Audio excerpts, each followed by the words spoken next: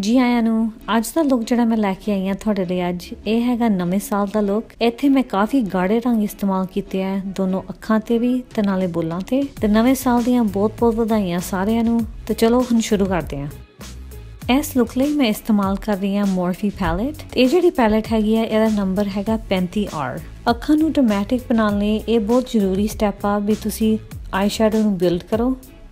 तो ताई मैं इत्थे 3 रंग लगा रही हाँ अपनी क्रीज दे विच। पहले मैं सारे नालों हल्का रंग लगा रही हाँ फ्लफी ब्रश के नाल ते ये मैं लगा रही हाँ अपनी क्रीज दे विच।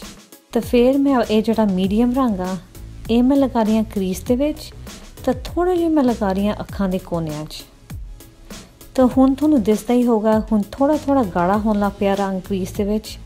तो हुण समा आ गया सारे नालों डार्क रंग लगाउण दा। ते ये मैं लगा रही हाँ क्रीज दे विच ते नाले कोनियां ते भी। इत्थे बहुत जरूरी है जदों तुसीं तीसरा रंग लगाने आ इत्थे तुसी अच्छी तरह ब्लेंड करना फ्लफी ब्रश के नाल ताकि तीनों रंग जिहड़े क्रीज दे विच लगाए सी अच्छी तरह ब्लेंड हो जान। सेम पैलेट चों ये वाला रंग लैके ये रंग लगाया फ्लैट ब्रश के नाल सारियां अखां ते। ये जिहड़ी शैडो हैगी आ इहदे उत्ते मैं होर भी रंग लगाने आ ते ये हैगी है बेस शैडो।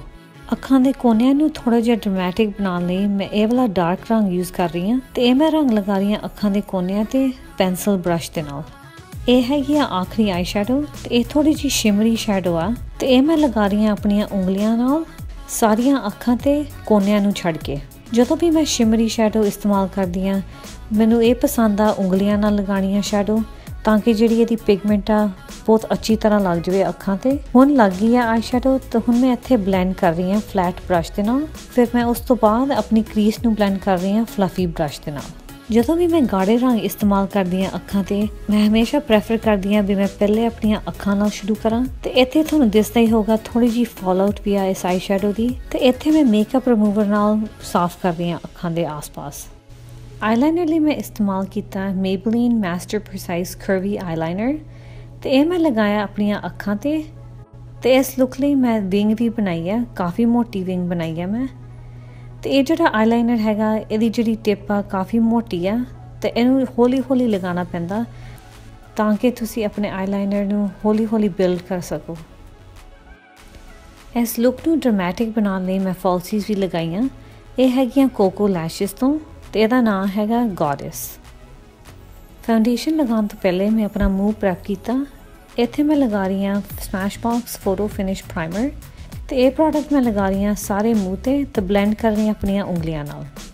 मैं अपने लिए नवी फाउंडेशन खरीदी है ये हैगी है फैंटी ब्यूटी तो ये मैं लगा रही हाँ अपने मूँह ते डुअल फाइबर ब्रश के नाल। तो इसका नंबर हैगा 270। फाउंडेशन नूं ब्लेंड करना बहुत ही जरूरी है तो तुसी ये ना भुलना भी अपनी गर्दन ते भी लगाओ प्रोडक्ट ताकि ईवन लगे। मैं इस फाउंडेशन नूं काफ़ी बारी हुण इस्तेमाल कर चुकी हाँ तो मैनूं ये बहुत ही पसंद आ। इहदे नाल बड़ी अच्छी कवरेज भी मिलती है तो नाले ज़्यादा इदां नहीं लगता भी तुसी ज़्यादा प्रोडक्ट लगाया। हाईलाइट करने मैं इस्तेमाल किया LA Girl Pro कंसीलर। तो इसका नाम हैगा क्रीमी बेज।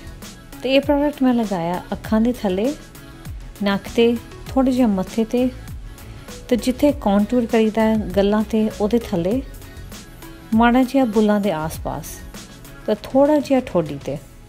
मैं ये नोट किया भी मैनू ये प्रोडक्ट ज़्यादा लगाने की जरूरत नहीं है काफ़ी ये थिक है प्रोडक्ट तो ब्लेंड करने नूं आसानी होंदी है जो तुसी थोड़ा जिहा प्रोडक्ट लगाओ। फिर मैं कॉन्टूर लिए इस्तेमाल किया LA Girl Pro कंसीलर तो इसका नाम हैगा ब्यूटीफुल ब्रॉन्ज। ये वाला प्रोडक्ट जिहड़ा हैगा काफ़ी गाढ़ा आ तो काफ़ी पिगमेंटेड भी आ तो ये ज़्यादा लगाने की जरूरत नहीं है। मैं बस ये हौली हौली इस प्रोडक्ट नूं दबदी हुंदी हाँ तो माड़ा जिहा टिशू ते फिर मैं रब करके फिर लगानी हाँ मूँह ते। तो ये मैं लगा रही हाँ अपनी गल्लां दे डूंग ते नक ते तो थोड़ा जिहा ठोडी दे थल्ले।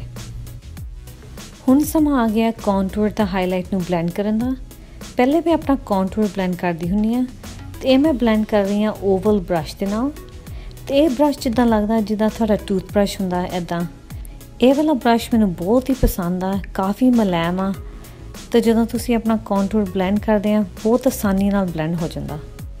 जे तुसी मेरे होर भी वीडियो देखे होगे तुहानूं पता ही है जिहड़ा मेरा हाईलाइट आ मैं हमेशा गिल्ला ब्यूटी ब्लेंडर नाल ब्लेंड करदी हुंदी आ। ब्लेंड करने नूं थोड़ा जिहा समा लग जांदा तो जद तक मैं ब्लेंड करदी हाँ तुसी मेरे चैनल नू सबसक्राइब करना ना भुलना। इस वीडियो नू लाइक करो, शेयर करो WhatsApp ते, YouTube ते, Facebook ते। हाईलाइट और कॉन्टूर नू सैट करने लई मैं इस्तेमाल कीती है Anastasia Beverly Hills Contour Kit। तो इत्थे मैं इस्तेमाल कर रही हाँ फ्लफी ब्रश। तो जिथे जिथे मैं हाईलाइट किया सी उत्थे मैं लगा रही हाँ प्रोडक्ट नू। ये सेम पैलेट लैके ये ब्राउन जिहड़ा शेड आ ये मैं लगा रही हाँ जिथे मैं कॉन्टूर किया सी एंगल ब्रश के नाल, जिद्दां गल्लां दे डूम ते, नक ते, थोड़ा जिहा गर्दन दे थल्ले ते मत्थे ते। मैनूं इदां लगदा ये जिहड़ा स्टैप आ काफ़ी जरूरी आ तां कि तुहाडा मेकअप हिले ना सारी रात। काफ़ी चिर तो मैं ये प्रोडक्ट इस्तेमाल कर रही हाँ। ये हैगा NYX Tame and Frame Brow Pomade espresso shade दे विच। ये प्रोडक्ट लगाने लई मैं यूज़ कर रही हाँ डुअल एंडेड ब्रश। एक पासे ये ब्रश आ तो दूसरे पासे स्पूली। मैनू पता नहीं तुसी नोट किया होगा कि नहीं, पर मैं अपने भरवटियां नू थोड़ा जिहा पतला किया। मैनू इदां लगदा भी थोड़े जिहा पतले भरवटियां नाल मेरा मूँह ज़्यादा अच्छा लगदा। तो पर इत्थे मैं लगा रही हाँ प्रोडक्ट नू सेम जगह ते जिथे मैं पहले लगांदी सी, थोड़ा जिहा आर्च ते ते थोड़े जिहा भरवटियां दे अगे। तो जदों प्रोडक्ट लग चुका फिर मैं ब्लेंड करदी हुंदी हाँ स्पूली वाले पासे नाल। हाईलाइटर लई मैं इस्तेमाल कर रही हाँ Anastasia Beverly Hills Glow Kit। तो इत्थे मैं जिहड़ा शेड इस्तेमाल कर रही हाँ वो हैगा बबली। तो ये प्रोडक्ट लगाने लई फैन ब्रश मैं यूज़ कर रही हाँ गल्लां ते, थोड़ा जिहा नक ते, ठोडी ते ते माड़ा जिहा बुल्लां दे उत्ते। तो मैं हमेशा जिहड़ा भरवटियां दे थल्ले लगानी हाँ हाईलाइटर मैं उंगलियां नाल लगानी हाँ, करके बहुत अच्छी तरह ब्लेंड हो जाता जदों मैं उंगलियां नाल इस्तेमाल करदी हाँ प्रोडक्ट नूं।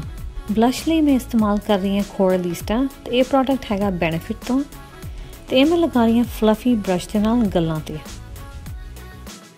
मैं हमेशा अखां नूं फिनिश करदी हुंदी हाँ एंड ते ताकि जिहड़ा प्रोडक्ट आ अच्छी तरह लग जाए लैश लाइन ते। तो जिहड़ा कंसीलर ते हाईलाइटर सीगा वो भी अच्छी तरह लग जाए। तो इत्थे मैं अखां नूं कंप्लीट कर रही हाँ। पहले मैं लगा रही हाँ ये वाली dark eye shadow lash line ते ये मैं ब्लेंड कर रही हाँ फ्लैट ब्रश के नाल। तो जिहड़ी वाटर लाइन है उत्ते मैं लगा रही हाँ सेम Maybelline कर्वी लाइनर। तो थोड़ा जिहा मैं मस्कारा ला रही हाँ थल्ले वाले आई लैशेस ते इहदा नाम हैगा Maybelline लैश स्टिलेटो। बुल्लां नूं लाइन करन लई मैं इस्तेमाल कीता मैक लिप लाइनर। तो इहदा नाम हैगा सोर। तो फिर उहदे उत्ते मैं लगाया मैक लिपस्टिक रिलेंटलेसली रेड। मैनूं उम्मीद है तुहानूं ये ट्यूटोरियल पसंद आया होवेगा। नਵੇਂ साल दीयां बहुत बहुत ਵਧਾਈਆਂ सारिਆਂ ਨੂੰ ਤੇ ਆਪਾਂ ਨਵੇਂ साल 'ਚ ਮਿਲਦੇ ਆਂ। बाय।